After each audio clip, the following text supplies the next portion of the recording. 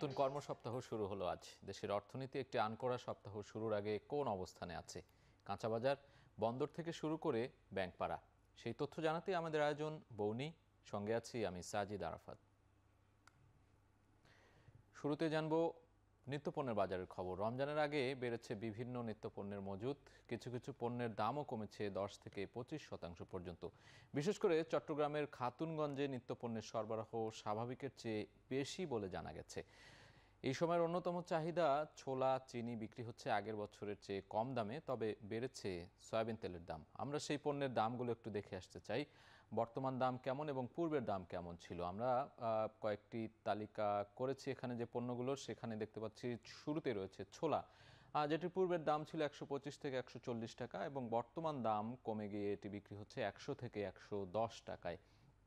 এরপরে আমরা দেখছি চিনি রয়েছে 125 থেকে 135 টাকা পূর্বের দাম ছিল, সেটি বর্তমানে দাম কমে বিক্রি হচ্ছে 95 থেকে 100 টাকা কেজিতে। সয়াবিন তেলের দাম বেড়েছে, যেটি বলছিলাম যে পূর্বের দাম ছিল 167 থেকে 170 টাকা, বর্তমান দাম বেড়ে সেটি বিক্রি হচ্ছে 189 থেকে 192 টাকায়। মসুর ডালের ক্ষেত্রেও দেখছি আমরা কিছুটা দাম বেড়েছে। মসুর ডালের অনেকগুলো জাত রয়েছে, মসুর ডালের মোটা, চিকন, মাঝারি, তবে অন্য দুটির দাম হয়তো কমেছে। এটির দাম আমরা দেখছি যে বেড়েছে। মসুর ডাল 130 থেকে 135 টাকা যেটি ছিল পূর্বে, সেটি এখন বিক্রি হচ্ছে 150 থেকে 160 টাকা কেজিতে। এছাড়া খেজুরের দাম আমরা দেখছি, রমজানে খেজুরের চাহিদা কিন্তু বেশ ব্যাপক থাকে, সবার এটি প্রয়োজনের তালিকায় শীর্ষে থাকে। সেটি পূর্বের দাম 250 থেকে 500 টাকা আমরা দেখছি এবং বর্তমান দাম 200 থেকে 500 টাকা। টিসিবির যে পণ্যের দামের তালিকা, সেই তালিকা থেকেই আমরা এই পণ্যের দামগুলো দেখালাম। দর্শক, আমরা আরও কয়েকটি পণ্যের আমদানির বিষয়ে জানতে চাই। বেড়েছে পণ্য আমদানি, যেটি বলছিলাম যে রমজান উপলক্ষে বিশেষ করে চট্টগ্রামের খাতুনগঞ্জ যে পণ্য বাজার, সেখানে কিন্তু ব্যাপক মজুদ রয়েছে। সেই কি পণ্যের মজুদ বেড়েছে আমরা একটু দেখে আসতে চাই। খেজুরের মজুদ আমরা দেখছি যে পণ্য আমদানি করা হয়েছে 4169 টন, অর্থাৎ এই যে রমজানকে সামনে রেখে যে চাহিদা, সেই চাহিদাকে সামনে রেখেই এই আমদানি বেড়েছে আমরা জেনেছি।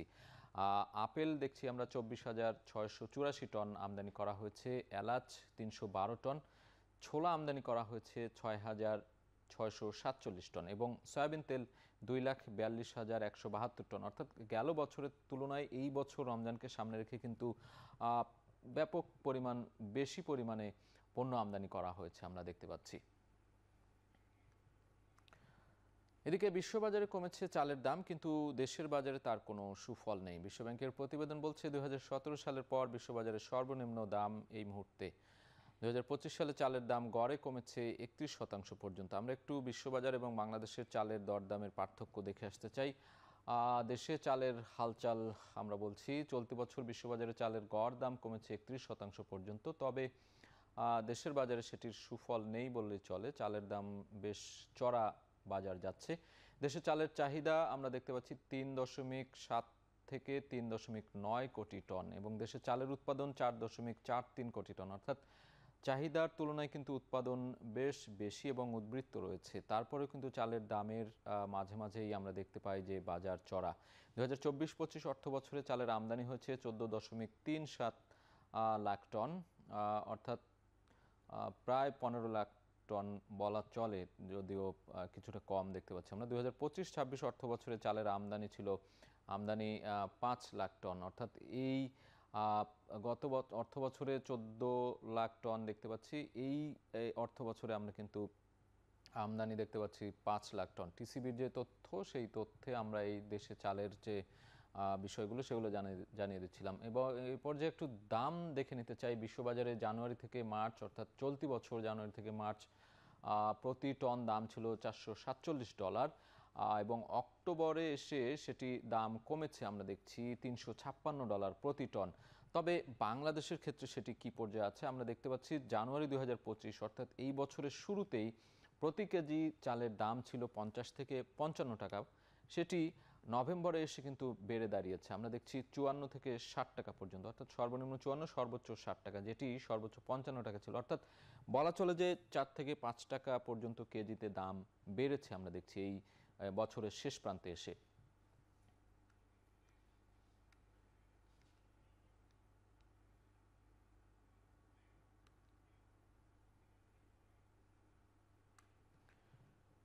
আজ থেকে শেষ হচ্ছে ভারত থেকে শুল্কমুক্ত চাল আমদানির সময়সীমা। নতুন করে আমদানির অনুমতি না দেওয়ায় খুশি কৃষকরা। এই বিষয়ে বিস্তারিত জানতে হিলি স্থলবন্দর থেকে যুক্ত হচ্ছেন সোহেল রানা।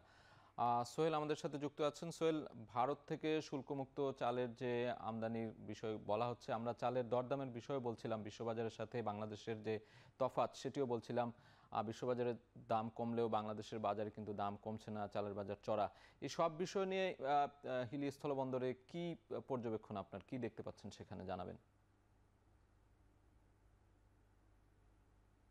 সাজিদ, গত 12ই আগস্ট থেকে কিন্তু হিলি স্থলবন্দরে ভারত থেকে চাল আমদানিটা শুরু হয়। সরকার যেহেতু দেশের বাজারে চালের দামটি বৃদ্ধি পেয়েছিল, সেই দামটি স্থিতিশীলতা রাখার এবং নিয়ন্ত্রণে রাখার জন্য কিন্তু আমদানির অনুমতি দেয়। নির্দিষ্ট কিছু ব্যবসায়ীদেরকে অনুমতি দেয়, সেটি শুল্ক মুক্ত ভাবে কিন্তু আমদানি করেন ব্যবসায়ীরা। তবে আমরা যেটি দেখেছি যে 12ই আগস্ট থেকে গতকাল 29শে নভেম্বর পর্যন্ত শুল্ক মুক্ত প্রায় 2,30,875 মেট্রিক টন চাল কিন্তু এই বন্দর দিয়ে আমদানি হয়েছে। এর মধ্যে চিকন জাতের যে চাল রয়েছে সেটি কিন্তু বেশি আমদানি হয়েছে এবং মোটা জাতের যে চাল সেটি কিন্তু বেশ কম আমদানি হয়েছে। এবং আজ থেকে সেই মেয়াদটি শেষ হচ্ছে, শুল্কমুক্ত ভাবে চাল আমদানি কিন্তু আজ থেকে শেষ। এবং ব্যবসায়ীরা চাইলেও কিন্তু চাল আমদানি করতে পারবেন, তবে সেক্ষেত্রে 63% শুল্ক দিয়ে তাদেরকে ভারত থেকে চাল আমদানি করতে হবে। এক্ষেত্রে যেটি হয় যে ব্যবসায়ীরা যেটি বলছেন যে আসলে শুল্ক দিয়ে যখন চাল আমদানি করতে হয় তখন দেশের বাজারের সাথে তাদের একটা তারতম্য থাকে দামের, যার কারণে কিন্তু তারা লোকসান গোনেন। ফলে কিন্তু শুল্ক মুক্ত ছাড়া তারা কিন্তু বিশেষ করে চাল আমদানি করেন না এই বন্দর দিয়ে। আমরা যেটি কাস্টমস এর কর্মকর্তাদের সাথে কথা বলেছি, তারা বলছেন যে বিশেষ করে এই বন্দর দিয়ে যে চালগুলো আমদানি হয়েছে, গতকালও কিন্তু 175 ট্রাক কিন্তু চাল আমদানি হয়েছে। এবং এখানে একটা বিষয় কিন্তু ঘটে গেছে সাজিদ, সেটি হচ্ছে গতকালকে কিন্তু যখন চাল আমদানির সময়সীমা আজকে যখন বাড়ানো হয়নি, ঠিক তখন কিন্তু কিছু অসাধু ব্যবসায়ী চালের দামটি কিন্তু বৃদ্ধি করে দিয়েছে। আমরা দেখছি যে কেজিতে প্রায় 1-2 টাকা সব ধরনের চালের দাম বন্দর কেন্দ্রিক যে ব্যবসা রয়েছে সেখানে বেড়েছে। আমরা দেখছি সম্পা কাটার যে চালটি রয়েছে সেটি কেজিতে প্রায় 1 থেকে 2 টাকা বেড়ে গিয়ে কিন্তু 63 টাকা কেজি চাল যেটি, সেটি কিন্তু 65 টাকা দরে বন্দরে বিক্রি হচ্ছে। সাথে স্বর্ণা 5 জাতের যে চাল রয়েছে সেটি 43 থেকে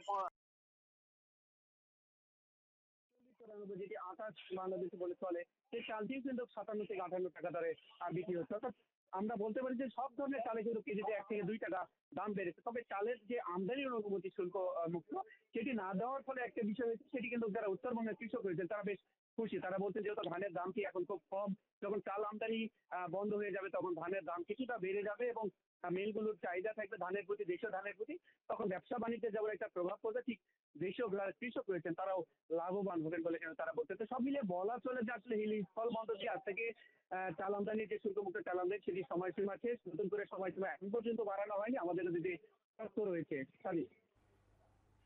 হিলি স্থলবন্দর থেকে যুক্ত ছিলেন সহকর্মী সোহেল রানা। এদিকে বেনাপোল বন্দরে বাণিজ্য সংকট বেড়েছে। নানা প্রতিবন্ধকতায় কমেছে আমদানি রপ্তানির পরিমাণ। গত অর্থবছরের তুলনায় আমদানি কমেছে 75,000 টন, আর রেলপথে বাণিজ্য কমেছে 29,000 টন।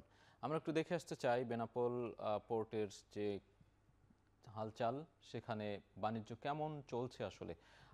বলা হচ্ছে ভারত থেকে আমদানির যে চিত্র বেনাপোল বন্দরে, সেটি অনেকটাই কমে গিয়েছে, সংকটে রয়েছে। আমরা একটু পরিমাণটা দেখতে চাই। 2018-19 অর্থ বছরে আমরা দেখতে পাচ্ছি 20,11,006 টন পণ্য আমদানি ছিল। এরপরে 2019-20 অর্থ বছরে সেটি কিন্তু 20,38,000 টন, এবং পরবর্তীতে 2020-21 অর্থ বছরে সেটি বেড়েছিল 26,44,000 টন। আমরা দেখতে পাচ্ছি আমদানির চিত্র। পরবর্তীতে 2021-22 অর্থ বছরে এটি কমেছে। 2022-23 অর্থ বছরে আমরা দেখতে পাচ্ছি যে কমতির দিকে, অর্থাৎ 14,45,000 টন যে পণ্য, সেই পণ্য আমদানি করা হয়েছে। 2023-24 অর্থ বছরে কিছুটা বেড়েছিল, 21,14,509 টন পণ্য আমদানি হয়েছে। পরবর্তীতে 2024-25 অর্থ বছরে কিন্তু সেটি আবারও কমেছে। আমরা দেখতে পাচ্ছি 20,38,780 টন। অর্থাৎ বেনাপোল বন্দরের বাণিজ্য ওঠানামা করছে আমরা দেখছি বিভিন্ন অর্থ বছরে, এবং সেটি কিন্তু কমে গিয়েছে সবশেষ অর্থ বছরে। এবং বাণিজ্য ঘাটতির যে বিষয়টি বলছিলাম সেটি একটু দেখতে চাই। বাণিজ্যের ধরন আমদানি আমরা দেখতে পাচ্ছি পরিমাণ 6,31,330 টন, রপ্তানির পরিমাণ 75,000 টন, রেল বাণিজ্য 29,000 টন। এই যে বেনাপোল বন্দরের বাণিজ্য ঘাটতির যে পরিমাণ বলছিলাম, তাতে দেখা যাচ্ছে যে গেল অর্থ বছরের তুলনায় এই অর্থ বছরে কিন্তু বেশ খানিকটা কমে গিয়েছে। স্থানীয় বাজারে আবারও বেড়েছে স্বর্ণের দাম। নতুন দর কার্যকর হবে আজকে অর্থাৎ রবিবার থেকে। প্রতি ভরিতে দাম বেড়েছে 2,403 টাকা। 22 ক্যারেটের স্বর্ণের দাম দাঁড়িয়েছে 2,10,570 টাকা।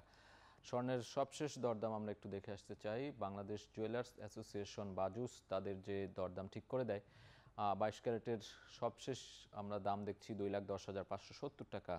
21 ক্যারেটের স্বর্ণের দাম 2,01,006 টাকা এবং 18 ক্যারেটের স্বর্ণের দাম 1,72,289 টাকা এবং সনাতন যে স্বর্ণ রয়েছে সেটির দাম আমরা দেখতে পাচ্ছি 1,43,327 টাকা ভরি প্রতি। অর্থাৎ এই যে আমরা দেখছি বাজুসের নির্ধারিত যে দাম সেটি আজকে থেকে কার্যকর হবে বলা হচ্ছে এবং প্রতি সপ্তাহে বলা চলে যে এই স্বর্ণের দাম কিন্তু ওঠানামা করে থাকে।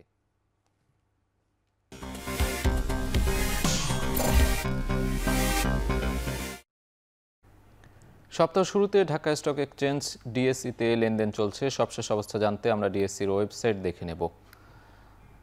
দর্শক, আমরা সপ্তাহের শুরুতে ঢাকা স্টক এক্সচেঞ্জের যে ওয়েবসাইট সেখানে দেখতে পাচ্ছি ডিএসই এক্স ইন্ডেক্স। সেখানে এই মুহূর্তে সূচকের পরিমাণ 4,994 পয়েন্ট। সেটি কিন্তু কমতির দিকে আমরা দেখতে পাচ্ছি। নিশ্চয়ই আপনারা দেখতে পাচ্ছেন এখানে লাল চিহ্নিত যেটি সেটি নিম্নমুখী, অর্থাৎ লেনদেন আজকে কিন্তু সকাল থেকে নিম্নমুখী রয়েছে। ডিএসএস ইন্ডেক্সে দেখছি অর্থাৎ সরিয়া ভিত্তিক লেনদেন, সেখানে সূচকের পয়েন্ট আমরা দেখতে পাচ্ছি 1,049, সেটিও নিম্নমুখী এবং ডিএস30 ইন্ডেক্সে 1,924 সেটিও নিম্নমুখী রয়েছে লেনদেন। এবং এখন পর্যন্ত আমরা যদি একটু দেখি টোটাল যে লেনদেনের পরিমাণ 361 কোটি টাকা লেনদেন হয়েছে এবং 71টি কোম্পানির শেয়ারের দর বেড়েছে, কমেছে 283টির। এটি একটি লক্ষণীয় বিষয়। আজকে কিন্তু লেনদেন কমতির দিকে, অর্থাৎ 283টি কোম্পানির শেয়ারের লেনদেন কিন্তু এখন পর্যন্ত নিম্নমুখী এবং 37টি কোম্পানির শেয়ারের দর অপরিবর্তিত রয়েছে। আমরা গত সপ্তাহে অর্থাৎ গেল সপ্তাহের শেষ দিনে যে লেনদেন হয়েছে সেখানে দেখতে পাচ্ছি 5,028 পয়েন্ট ছিল সূচকের পরিমাণ, সেটি কিন্তু ঊর্ধ্বমুখী ছিল। অর্থাৎ আজকে কিন্তু আমরা দেখতে পাচ্ছি যে 4,994, সেটি গত সপ্তাহের শেষ দিনে লেনদেনে 5,028 ছিল এবং সরিয়া ভিত্তিক যে লেনদেন সেখানে 1,056 দেখতে পাচ্ছি, যেটি আজকে 1,049, অর্থাৎ সেটিও কিন্তু আজকে নিম্নমুখী। গত সপ্তাহের শেষ কার্যদিবসে কিন্তু সেটি ঊর্ধ্বমুখী ছিল এবং ডিএস30 ইন্ডেক্সে আমরা দেখতে পাচ্ছি 1,934 ছিল, সেটি এখন পর্যন্ত আজকে 1:42 পর্যন্ত সেটি 1,924 দেখতে পাচ্ছি এবং পরবর্তীতে আরও 1 ঘন্টা লেনদেন হবে। সেই 1 ঘন্টার লেনদেনে সেটি আসলে ঊর্ধ্বমুখী যাবে কিনা নিম্নমুখী থাকবে সেটি হয়তো দেখার বিষয়। তো এই যে সবশেষ যে তথ্য সেটি আমরা জানিয়ে দেওয়ার চেষ্টা করলাম। দর্শক, এ পর্যায়ে দেখে নেব সপ্তাহের শুরুতেই কোম্পানি পর্ষদের যে সভা অনুষ্ঠিত হবে সেই সভার একটি তালিকা এবং এক নজরে দেখে নেব সপ্তাহের শুরুতে কোন কোন কোম্পানি তাদের পর্ষদ সভা অনুষ্ঠানের ঘোষণা দিয়েছে। বার্ষিক পর্ষদ সভা আমরা দেখতে পাচ্ছি 3টি কোম্পানির নাম এখানে। সিলকো ফার্মাসিউটিক্যালস, তারিখ ও সময় দেওয়া আছে 30 নভেম্বর বিকেল 3:30, অর্থাৎ আজকেই বিকেল 3:30 অনুষ্ঠিত হবে। গোল্ডেন সন লিমিটেড 30 নভেম্বর বিকেল 4টায় তাদের পর্ষদ সভা অনুষ্ঠিত হবে। সোনালী লাইফ আজকে বিকেল 4:30টায় তাদের বার্ষিক পর্ষদ সভার সময় ঘোষণা করা হয়েছে।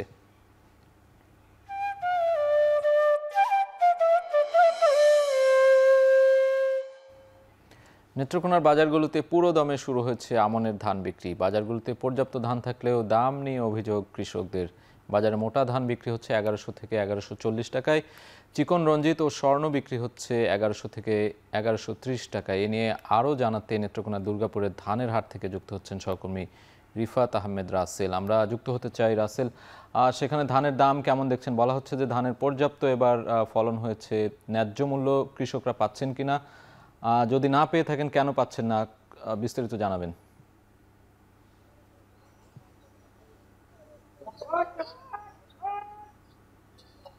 সাজিদ, নেত্রকোনাকে বলা হয় ধান উৎপাদনের জেলা। এখানে বছরে প্রায় 6,500 কোটি টাকা কিন্তু ধান উৎপাদন হয়। চলতি আমন মৌসুমে নেত্রকোনার প্রায় 2,200 কোটি টাকা কিন্তু ধান উৎপাদন হয়েছে। এর মধ্যে একেবারে সীমান্তবর্তী উপজেলা দুর্গাপুর, কলমাকান্দা এই অঞ্চলগুলোতে কিন্তু প্রায় 700 থেকে 800 কোটি টাকা কিন্তু ধান উৎপাদন হয়েছে।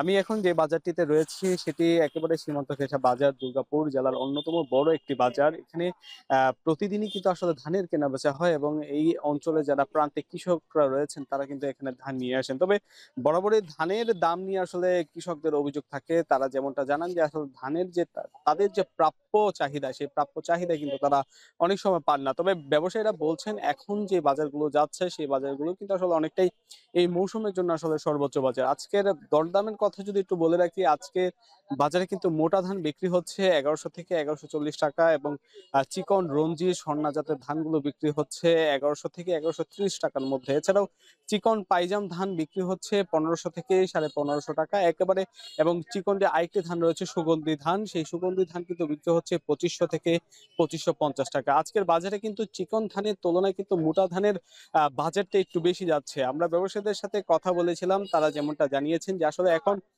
সরকারি যে খাদ্য গুদামগুলো রয়েছে সেই খাদ্য গুদামগুলোতে ধানের চাহিদা থাকায় ধান ক্রয় করার ফলে কিন্তু এখন বাজারগুলোতে মোটা ধানের চাহিদা সবচেয়ে বেশি। যার ফলে এখন কিন্তু ব্যবসায়ীরা পুরো দমে মোটা ধানটাই ক্রয় করছেন, এবং যেহেতু চাহিদা বেশি যার ফলে কিন্তু বাজারের দামটাও একটু বেশি রয়েছে। এবং আমরা ব্যবসায়ীদের পাশাপাশি কৃষকদের সাথেও কথা বলেছি, তারা আমাদেরকে যেমনটা জানিয়েছেন আসলে ধান চাষ করে তাদের যে ন্যায্য যে খরচটা হয় সেই দিন শেষে তাদের সেই খরচটা তারা পান না, যার ফলে নানা সময় তাদের ক্ষতির মুখোমুখি হতে হয়। তবে ব্যবসায়ীরা বলছেন এখন পর্যন্ত ধানের যে বেচাকেনা হচ্ছে এই মৌসুমে ভালো বাজার যাচ্ছে এবং তারাও ভালো বিক্রি করতে পারছেন। তো সব মিলিয়ে বলা যায় ধানের এমন বিক্রি আগামী কয়েক মাস চলবে। তো এই ছিল আমার কাছে নেত্রকোনা থেকে ধানের বাজারের সর্বশেষ। সাজিদ। ধানের বাজারের সবশেষ খবর জানাচ্ছিলেন নেত্রকোনা থেকে সহকর্মী রিফাত আহমেদ রাসেল। দর্শক, শেষ করছি এই সপ্তাহের বউনি। এখন টেলিভিশন ওয়েবসাইটে দেখতে ভিজিট করুন www.ekhon.tv। এছাড়া ফেসবুকে দেখতে ভিজিট করতে পারেন facebook.com/tv.ekhon। ইউটিউবে দেখতে ভিজিট করুন youtube.com/c/ekhon tv।